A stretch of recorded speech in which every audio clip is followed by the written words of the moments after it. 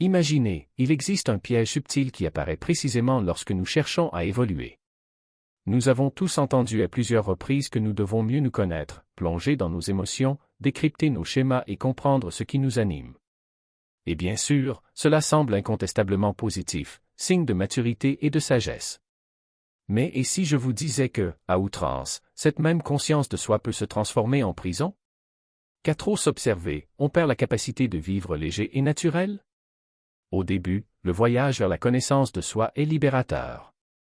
Vous commencez à voir ce qui passait inaperçu auparavant, les erreurs qui se répètent, l'autosabotage, les blessures du passé qui résonnent encore dans le présent. Cette clarté ouvre la porte à de réels changements, à des choix plus conscients et à la rupture des vieux schémas. C'est un soulagement, une vraie transformation. Cependant, quelque chose de curieux se produit lorsque l'on pousse cette recherche à l'extrême. Vous devenez tellement obsédé par vous-même, tellement occupé à analyser chaque pensée, chaque émotion, chaque geste, que vous finissez par vous diviser en deux. Il y a le « je » qui vit et le « je » qui observe. Et si l'on n'y prend pas garde, un troisième, un quatrième, un cinquième, moi, apparaît, chacun surveillant l'autre, comme des poupées russes empilées. Au milieu de tant de vigilance, la simple joie d'exister se perd. C'est ce que j'appelle la malédiction du spectateur. Quand on passe toute sa vie à s'analyser, à décortiquer chaque mouvement, à essayer de perfectionner chaque détail, la spontanéité disparaît. On ne peut plus rire sans se demander si c'est réel ou forcé. Ne vous sentez pas en colère sans avoir d'abord recherché son origine et si elle est justifiable. On ne tombe pas amoureux sans scruter chaque sensation, chaque doute. Tout devient objet d'étude, y compris soi-même. Et même si cela peut vous rendre extrêmement perspicace, cela fait aussi de vous quelqu'un de rigide, de calculateur, incapable de suivre la vie. Pensez à un mille-pattes. Elle marche avec élégance, coordonnant 100 pattes sans avoir besoin de réfléchir. Mais au moment où elle commence à se demander quelle jambe bouger en premier, elle trébuche. La grâce naturelle disparaît face à une conscience excessive. C'est exactement ce qui arrive à ceux qui deviennent les otages de leur propre conscience d'eux-mêmes. Il perd sa légèreté, devient prisonnier de lui-même. Il ne danse pas sans se soucier de son apparence, il ne parle pas sans écouter sa propre voix et juger chaque mot. Il ne vit pas l'instant présent sans immédiatement prendre ses distances pour l'observer de l'extérieur. Et le pire, c'est que plus on se connaît, plus on voit ses propres contraintes, les conditionnements, les traumatismes, les peurs. Tout semble prédéterminé, rien ne semble authentique. Chaque geste, chaque pensée, chaque émotion semble n'être qu'un autre reflet du passé. Alors vous pensez, si je suis conscient du modèle, je peux le changer. Mais il se rend vite compte que même ce désir de changement est en soi un modèle. La tentative d'échapper au conditionnement en fait déjà partie. Et ainsi, vous tombez dans une spirale sans fin, comme si vous regardiez dans deux miroirs et voyiez des reflets infinis de vous-même se multiplier. C'est la paralysie de l'hyperanalyse. Ceux qui s'enfoncent trop dans la conscience de soi se retrouvent coincés face à chaque choix, incapables de décider. Voir toutes les motivations possibles, tous les pièges psychologiques. Est-ce que j'agis par peur? Par habitude? À cause d'une vieille blessure? Et, au milieu de tant de questions, l'action disparaît. Vous avez peut-être déjà rencontré quelqu'un comme celui-ci, des personnes qui ont passé des années en thérapie, ont dévoré des livres de psychologie et peuvent expliquer chacun de vos comportements avec une précision chirurgicale. Mais finalement, ils ne vivent pas. Ils sont tellement occupés à observer qu'ils ont oublié comment être simplement. Il existe une histoire zen qui illustre bien cela. Un disciple, après des années d'études, se rend chez le maître et lui dit « Maître, j'ai tout étudié, j'ai beaucoup médité, j'ai compris que le moi est une illusion, que les pensées vont et viennent, que je ne suis pas mon esprit. Mais je souffre encore. Que dois-je faire ?» Le maître répond par un coup de bâton. « Avez-vous pensé à ça ?» demande-t-il. La leçon est claire, il existe une forme de sagesse qui précède la pensée, une forme d'action qui n'a pas besoin d'être analysée. Lorsque la batte frappe, vous réagissez. On n'a pas le temps d'observer la réaction, seule la réaction existe. Et il y a une vérité là-dedans, une vérité qui se perd lorsque tout passe à travers le filtre de la conscience de soi. Je ne prône pas l'ignorance. Je ne dis pas que nous devrions vivre dans le noir, sans jamais remettre en question nos motivations ni comprendre nos schémas. Ce que je dis, c'est qu'il y a un danger à faire de la conscience de soi une fin plutôt qu'un moyen. La personne vraiment sage utilise sa connaissance de soi comme un artisan utilise ses outils, ramasse quand c'est nécessaire, dépose quand ce n'est pas le cas. Vous savez quand observer et quand simplement agir. Vous savez quand réfléchir à la vie et quand la vivre. Mais ceux qui se perdent dans la conscience de soi ne peuvent plus lâcher la loupe. Ils le transportent partout, examinant tout à travers lui, y compris lui-même. Il construit ainsi une prison invisible, une cage d'observation constante dont il semble impossible de s'échapper. Et ce n'est pas tout, lorsque vous devenez excessivement conscient de vous-même, quelque chose d'encore plus profond se produit, qui a transcendé le piège de la conscience de soi, quelqu'un qui sait que ce n'est qu'un jeu. Et soudain, cette nouvelle compréhension devient une autre couche d'identité, un autre rôle à jouer, celui de l'illuminé, de l'éveillé, de celui qui a vu au-delà. L'ironie est cruelle.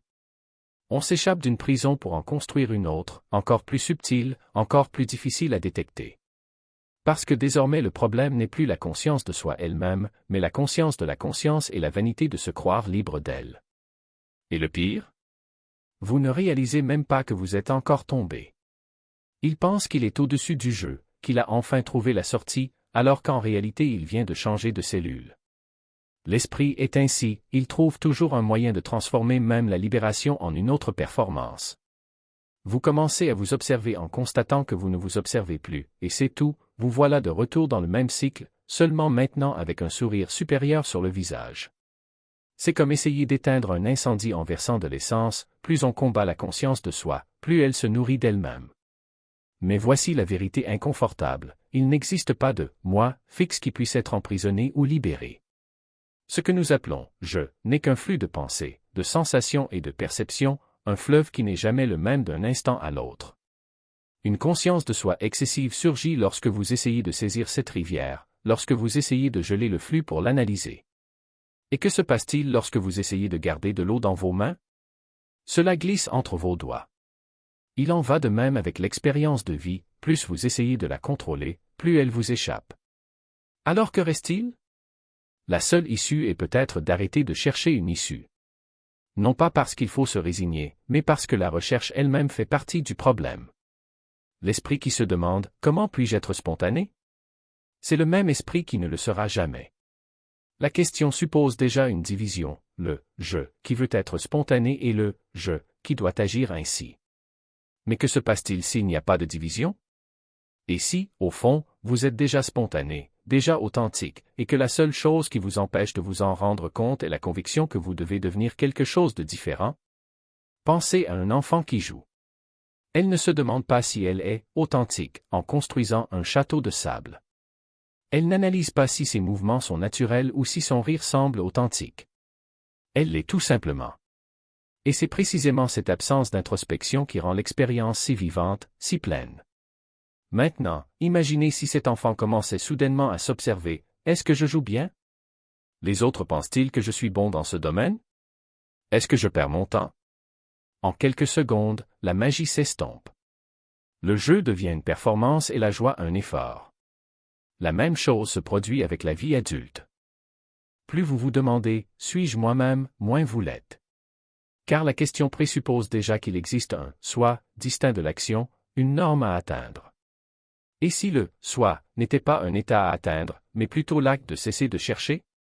Et si l'authenticité n'était pas quelque part d'emblée, mais ici, maintenant, dans la simple absence de résistance? Bien sûr, cela ne signifie pas que vous devriez devenir un zombie, inconscient de tout. La conscience de soi a sa valeur, elle nous permet d'apprendre, de grandir, d'éviter les erreurs. Le problème n'est pas la conscience elle-même, mais la fixation sur elle. C'est comme un miroir, utile pour se préparer, mais désastreux si on passe toute la journée à le regarder. La vie n'est pas faite pour être vécue dans la réflexion. Il est fait pour être vécu dans la vie. Alors peut-être que la clé n'est pas d'éliminer la conscience de soi, mais plutôt de la laisser à sa juste place, comme un outil et non comme une prison. Utilisez-le lorsque cela est nécessaire, posez-le quand ce n'est pas le cas. Et surtout, comprenez que vous n'êtes pas l'observateur. Vous êtes à la fois ce qui est observé et l'acte d'observer. Il n'y a pas de séparation. Il n'y a pas de « je » derrière les yeux, analysant tout. Il n'y a que l'expérience qui se produit. Et quand vous le ressentez réellement non pas comme une idée, mais comme une réalité vivante quelque chose change. Non pas parce que vous avez atteint un nouveau niveau d'illumination, mais parce que vous avez cessé de croire que vous deviez accomplir quelque chose. Une conscience de soi excessive perd son pouvoir parce que vous réalisez qu'elle n'a jamais été l'ennemi. C'était juste un autre mouvement du jeu, une autre vague dans l'océan. Et l'océan ne combat pas les vagues. Il l'est tout simplement.